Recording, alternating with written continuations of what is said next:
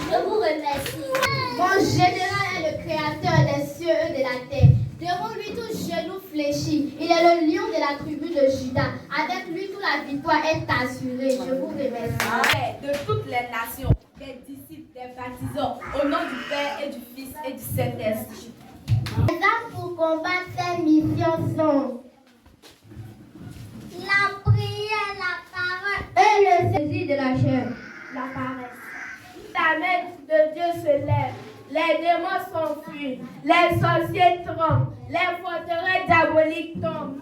Je vous remercie. Pourra nous arrêter, et si Dieu est avec nous, qui sera. Ce que Dieu nous a donné, chez nous à Abidjan, la vie c'est géré.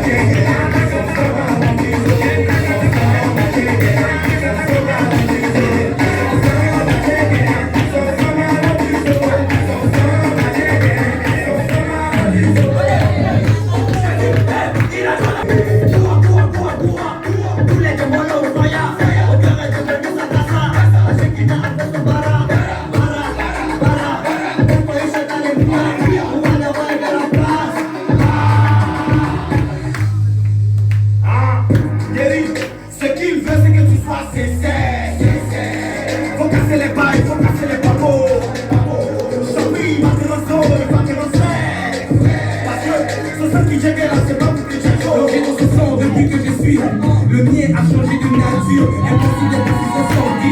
Mon corps est là, c'est chez plus, donc y'a pas de maladie en moi. Y'a pas de péché.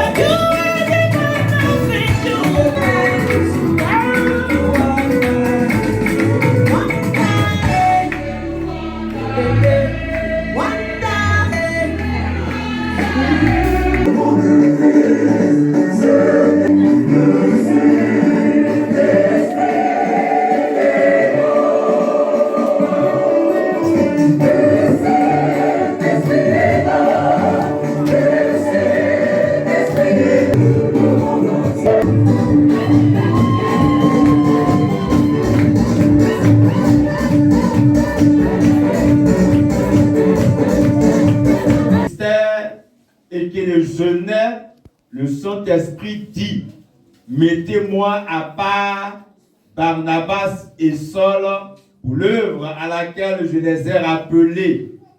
Alors, après avoir jeûné et prié, il leur imposait les mains et les laissait partir. Amen. Le thème proposé par le Bureau national, c'est missionnaire par le Saint-Esprit. Quand on parle de missionnaire, qu'est-ce que c'est? Je pense bien que tout ce que les enfants ont présenté nous montre ici ce que c'est que le missionnaire.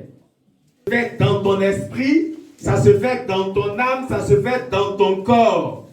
Et la mission extérieure, se fait à l'endroit des autres. Elle peut être immédiate autour de nous ou elle peut être lointaine, aller plus loin. Le Saint-Esprit, qu'est-ce que c'est?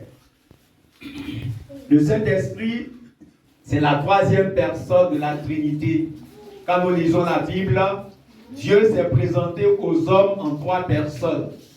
Dans l'Ancien Testament, il s'est présenté aux hommes en tant que Père. Et dans les évangiles, il s'est présenté aux hommes en tant que Fils. Et après les évangiles, il se présente maintenant aux hommes en tant que Saint-Esprit. Alors le Saint-Esprit, c'est la troisième personne de la divinité.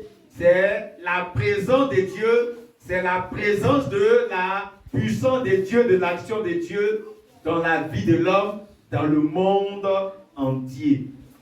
Si nous voulons comprendre, le Saint-Esprit aujourd'hui joue le rôle du grand frère. Alléluia. Le grand frère qui est là pour nous conseiller, pour nous donner des orientations. Ah, petit frère, voilà ce que tu dois faire.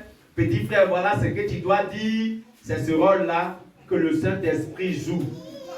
Alors, si nous voulons bien comprendre le thème veut nous dire d'écouter notre grand frère qui est le Saint-Esprit quand nous voulons faire quelque chose pour Dieu. Alléluia. D'écouter notre grand frère. De laisser notre grand frère, le plus grand des hommes, le plus grand des humains, nous donner des conseils quand nous voulons faire quelque chose. Et quand il nous donne des conseils, il peut te donner des conseils dans ton esprit. Il peut te donner des conseils par l'intermédiaire de quelqu'un d'autre. Je pense bien que l'objectif en donnant ce thème, c'est de rappeler à chacun ce qu'il doit faire pour Dieu. Amen. C'est ça l'objectif. Et d'encourager chacun à rester ami au Saint-Esprit. On parle de collaborer. Il faut que tu restes ami au Saint-Esprit pour savoir ce que tu dois faire sur la terre pendant que tu vis ici. On va aller sur un autre pan pour la compréhension de ce test. Amen. Dans un premier temps, voyons les circonstances. Les circonstances de l'appel du Saint-Esprit. Ces circonstances-là, il a dit dans un premier temps qu'ils étaient en train de jeûner et de prier. Quand on parle de jeûne et de prière, c'est le fait de s'abandonner à Dieu. Amen. J'ai reçu une sœur en semaine qui m'a dit, je vis des difficultés, mais je jeûne, je prie, mais ça ne va toujours pas. Et je lui ai dit, en fait, quand tu jeûnes, c'est comme si tu affaiblis ton corps, que ton esprit soit disposé à écouter l'Esprit de Dieu. Amen.